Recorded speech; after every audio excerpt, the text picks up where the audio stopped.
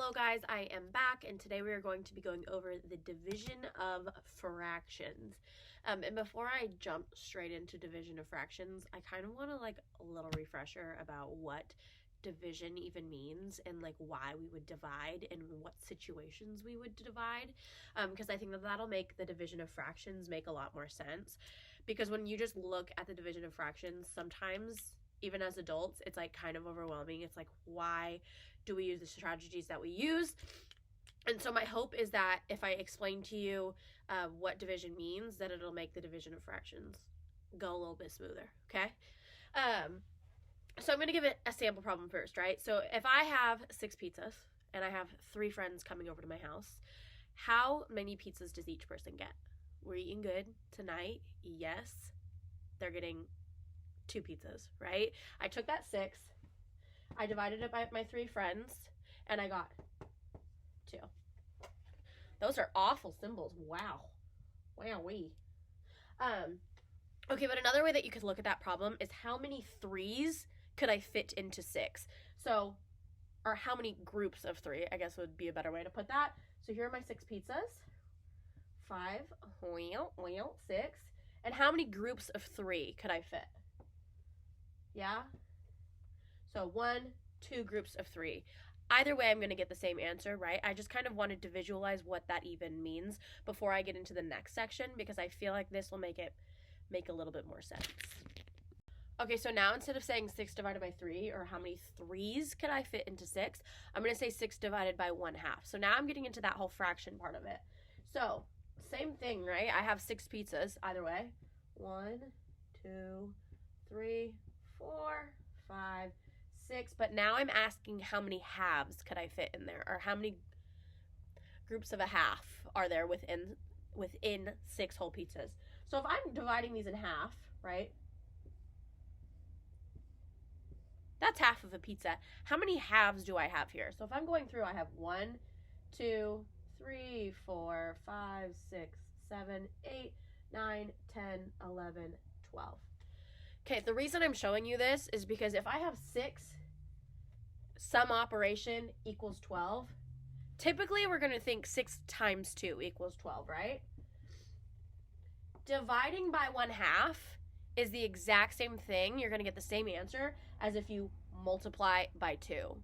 We do not actually use the division operation when we're dividing fractions. We turn it into a problem where we can multiply. So instead of using this number, or instead of using the fraction, we use the reciprocal or the inverse, which basically just means we flip it upside down. So instead of 1/2, we use 2/1. 2/1 is the exact same thing as 2. So if I were to give you any number and I were to ask you to divide it by a fraction, so let's say 3 divided by 3/4, just pulling numbers out of nowhere. 3 divided by 3/4. Instead of dividing by 3/4, instead of drawing out that model every time, you could actually just multiply it by the reciprocal of this number. The reciprocal or the inverse is literally just taking it and flipping it around, okay? So 3 times 4/3. If I'm looking at this, we've learned multiplying fractions before because that's a 5th grade standard. I can't just keep that 3 by itself. I have to do something to that 3 in order to turn it into a fraction but not change the value. The only thing that I can do to that 3 to keep it a fraction without changing the values is putting a 1 underneath it. So now instead of having 3 divided by 3/4, I have 3/1 times the inverse or the reciprocal, which would be 4/3. So now I can just multiply across. So I have 4 times 3 is 12. 1 times 3 is 3. And if I'm looking at that, I can also think about this as a division problem in and of itself. So that means 12 divided by 3. If I have a larger number on top, that means that it's, well, I guess either way. It's going to be, a fraction is really just another way to write a division problem, right? So 12 divided by 3 is 4. So 3 divided by 3/4 equals 4. Now, the way that I just explained that is kind of the conceptual understanding of kind of the conceptual understanding. It would be more if I was doing models. But I'm doing this before I give you the trick so that you can understand why the trick works. The trick that we have learned in our class, the trick that you've probably, I think Miss Perry's class too, is keep, change, flip. Another way you can say that is keep, change, reciprocal, keep, change, inverse, or invert. They're all going to give you the same answer. They all mean the exact same thing. So what keep, change, flip really means is if I give you a fraction, so let's say 6/3 divided by 1/3. What I'm going to do in order to solve this, I am not going to keep it as a division problem because I know that dividing by 1/3 is the same as multiplying by its inverse. So I'm going to take 6/3. I'm going to keep my first number. That's where that whole keep, change, flip. So I'll write that in a second.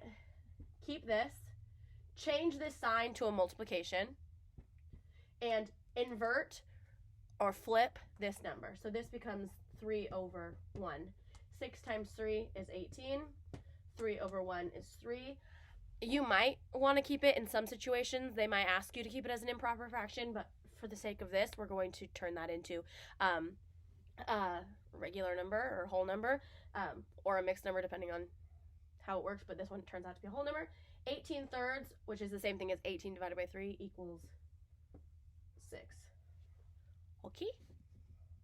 Okay, so in order to show you guys why that whole keep, change, flip thing works in another model, I decided to draw out that exact same problem so that we could actually count it and actually see why this is working.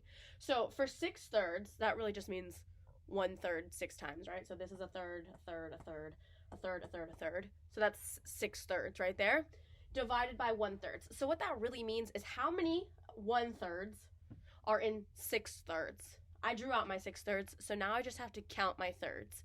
So this is a third, 1. This is a third, 2, 3, 4, 5, 6. There's 6 thirds in 6/3, obviously, right? But if we were to have just keep, change, flipped that, we would have gotten the exact same answer, because, like I said, dividing by a fraction is the exact same thing as multiplying by its inverse. So you can see why this solution or why this strategy works. Okay, so now I'm going to write another one on the board, and I want you to pause it, and I want you to solve it, and then we'll go over it together, okay? So I'm going to do, let's say, 3/4 divided by 1/3. Pause that, solve that. All right, welcome back. So you probably solved it using keep, change, flip, or potentially a model. Either way, you should be getting the same answer. I'm going to solve it with keep, change, flip, just because this is kind of a review. We've already gone through the conceptual understanding of this in class. Right now, we're just going through our reviews so that we kind of like remember how to do everything, especially with our review packets. Okay. So first number we're keeping the same. So 3/4 stays 3/4. Second number, not the second number, the sign, we're changing it. So we're changing it to multiplication. And the second number, or our final step, is to flip. So 1/3 becomes 3/1. Now I just multiply across like I always do with fractions when I'm multiplying fractions. 3 times 3 is 9. 4 times 1 is 4. If I'm looking at this as a multiplication division problem, 9/4 is the same thing as 9 divided by 4, right? How many times can 4 go into 9? We know that 4 can go into 9 at least once. Can go in twice because that's 8. 3 is too big. That's 12. So I can technically fit 4 into 9 2 times. But that is only 8. Sorry. And I have 9 as my numerator, which means I have 1 left over. And I keep my denominator the same. 9/4 is the same thing as 2 1/4. I'm going to draw that really fast so that makes a little bit more sense, okay? So, oh, you can see over here. Oh, I'm moving. Sorry. I'm dividing these into fourths, okay? And if I'm talking about 9/4, I'm going to shade in 1, 2, 3, 4, 5, 6, 7, 8, 9. This is 9/4, right? How many holes do I have? How many entire pizzas do I have filled in? 2. And then I have 1 out of the 4 slices of the other pizza filled in. That is why that worked. Just a quick little reminder of that. But these are things that we have gone over. Again, these are not 6th grade standards. But I just want to go over it so that we make sure that we understand like why 9/4 turns into 2 1/4. Okay, so here are some problems that I want you to practice. You have your whiteboard or your pen and paper or your chalk or your eyeliner on your hand. I don't care what you got, but I want you to pause and I want you to solve those really fast. Not really fast. Take your time. Take as much time as you need, but pause. Okay, welcome back. I hope you were paused for a few minutes. I hope you checked your answers. I hope they made sense. Yes, we're feeling good. If not, pause again, check them. All right, now we're ready to go over them together. Okay, so I'm going to solve all 3 of these problems, and all 3 of these problems I'm going to use keep, change, flip. Okay, we're in 6th grade. We're allowed to do that now. So my first number, what do? Keep. I know you guys would all yell that. Keep it. So I'm keeping my first number the same. I'm changing my sign to multiplication, and I'm flipping or inverting or making it the reciprocal. You'll see all 3 versions, or you'll see all 3 vocabulary terms at some point. So I'm flipping it. So now I have 1 times 6 is 6, and 9 times 3 is 27. If I'm looking at this, I know the smaller number's on top. Beautiful, but I can promise you, if you're taking a test, if you're in 7th grade, if you're just in life, you're probably going to want to simplify that, okay? So I'm going to look at both 6 and 27, and I'm going to think, what number do I know goes into both 6 and 27? If you don't have the greatest common factor at the top of your head, that is totally fine, because you can do this multiple steps until you get to the simplified version. But I'm just going to sit and think about it, and I'm going to go through and I'm going to be like, okay, 1 definitely goes into every number, right? 2 can't go into 27. 3 goes into 6, and 3 goes into 27. So I'm going to start with 3. So what that means is if my greatest common factor is 3, or even a factor is 3, I'm going to divide both the top and bottom number by 3 to try and simplify this, to get it in its simplest form. So 6 divided by 3 is 2, 27 divided by 3 is 9, and now I'm going to look at that number and think, is there any number that goes into both 2 and 9? No, there is not, right? 2 is a prime number, I'm done. Yeah, 2 is a prime number, I'm done. So my answer here should have been 2 9ths. If you got 6 27ths, well, technically those are equivalent, technically that's right. More likely than not, you're going to want to find the simplified version in almost any problem that you're going to come across. So get in the habit of simplifying it and seeing, is there a way that I could reduce that number down? Okay? If you need to, pause it and simplify your answers down here, because I think there's some simplification that needs to happen. All right, we're going on to the second one. How I solve this one. First number, I keep it. Sign, I change it to multiplication, and my second number, I flip it. So now I have 1/2 times 7/6. Multiplying across, 1 times 7 is 7, 2 times 6 is 12. And now I'm going to look at these numbers and I'm going to think, is there any number that goes into both 7 and 12? The answer is no. 7's a prime number. There's no number that goes into both of them. So this is my final form. This is done with his evolution. 7/12 is done. Okay? Last one. I'm gonna tell you right now, this one's my challenge problem here. There are multiple steps that have to happen. So if you want to pause it and check it to make sure that you simplified your work and you don't have any improper fractions, now's your time. All right, we're solving. Okay, so first number I'm keeping.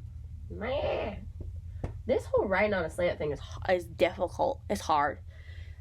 Division, I changed it to multiplication, and my second number I flip it to 8 halves instead of 2 eighths. Now I have 4 times 8 is 32. 10 times 2 is 20. And there are 2 ways that I could go about this. I could either reduce it first and then turn it into a mixed number, or I could turn it into a mixed number and then reduce it. I'm actually going to reduce it first because I just think that will make it easier. It's my brain. It works that way. If your brain doesn't work like that, that's cool. That's fine. Do whatever works for you. So I'm going to look at 32 and 20, and I'm going to think, what number goes into both of those? And I'm going to think, okay, I know 1 does, yeah. 2, yeah, 32's even, 20's even, 2 can. But I'm just going to keep going just in case, okay?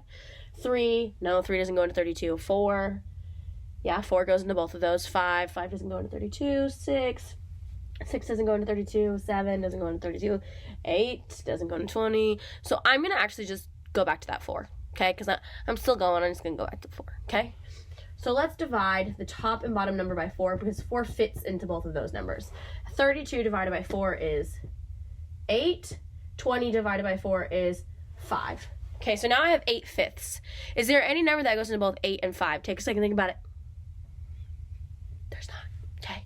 5 is a prime number. There's nothing else that we got there. So now I can turn that into a mixed number. So I can think about this as 8 divided by 5. Or how many times can 5 fit into 8?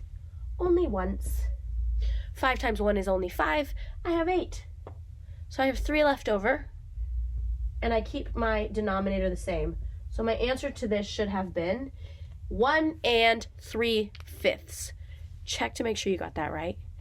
If you got that right, give yourself a pat on the back. If you didn't get it right, still give yourself a pat on the back because you tried. And that's beautiful. That's perfect. That's wonderful. That's all I could ask for at this point. So I do think that we should do some more practice on these. But like I've told you guys a million times, you're going to go to mathaids.com, M-A-T-H. I'm writing it like this because, I erased it. Mathaids.com, left-hand side. Now you're going to choose fractions. You're not going to choose decimals. We're not looking at decimals, we're looking at fractions. So you're going to go to fractions. And you're going to have to scroll down for a little bit. And then you're going to find one that says dividing fractions, invert, and multiply. That's what it says. I'm going to write it for sure down in the description box so that you guys know for sure. Go click on that, get some practice problems, solve them, and check your work. If you want to, print both pages out or just write both pages out and have somebody else check it, wonderful. If you want to check it yourself, wonderful. But I'm strongly encouraging you guys to get some extra practice using those math sheets. I think that they will be very beneficial for you. Keep, change, flip is not a really hard concept. You just have to make sure you practice. Okay? Next, I'll go over probably ratios. But that'll probably be tomorrow. All right. Stay safe, guys. Wash your hands. I'll see you soon. Bye.